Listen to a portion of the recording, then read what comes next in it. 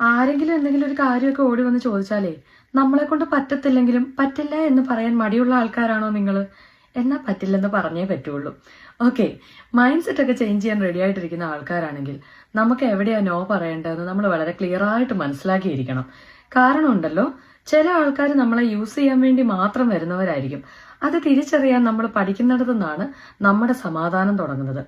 ഞാനും ഇതുപോലെ ഒരാളായിരുന്നു കേട്ടോ. എന്ത് കാര്യത്തിന് ആര് വിളിച്ചാലും ഞാൻ ഓടിപ്പോകും. ഈവൻ എന്റെ ഓഫോ അല്ലെങ്കിൽ എന്റെ ഡ്യൂട്ടി ഒന്നും നോക്കാതെ എന്റെ കാര്യങ്ങളൊക്കെ മാറ്റിവെച്ച് ഞാൻ ആളുകളെ ഹെൽപ്പ് ചെയ്തുകൊണ്ടിരുന്ന ഒരാളാണ്. പക്ഷെ ചില ആളുകൾ നമ്മളെ ജീവിതത്തിലേക്ക് വരുന്നത് അവരുടെ കാര്യങ്ങൾ സാധിക്കാനാണെന്ന് നമ്മൾ മനസ്സിലാക്കി തിരിച്ചറിയുന്നിടത്ത്, ഈവൻ അത് ജോലി സ്ഥലത്തായിക്കോട്ടെ, അവിടെ എല്ലാവരും നമ്മളെ സുഖിപ്പിക്കാനിരിക്കുന്നവരായിരിക്കത്തില്ല.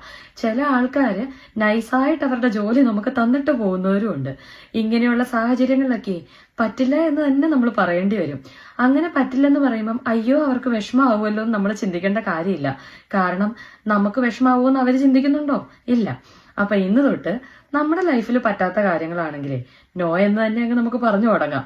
ഇതുപോലെ നോ പറയാൻ പറ്റാത്ത ആൾക്കാർ ആരെങ്കിലും ഉണ്ടെങ്കിൽ ഇത് അവർക്കൊന്ന് അയച്ചു കൊടുത്തേരി കേട്ടോ. അപ്പൊ ബൈ.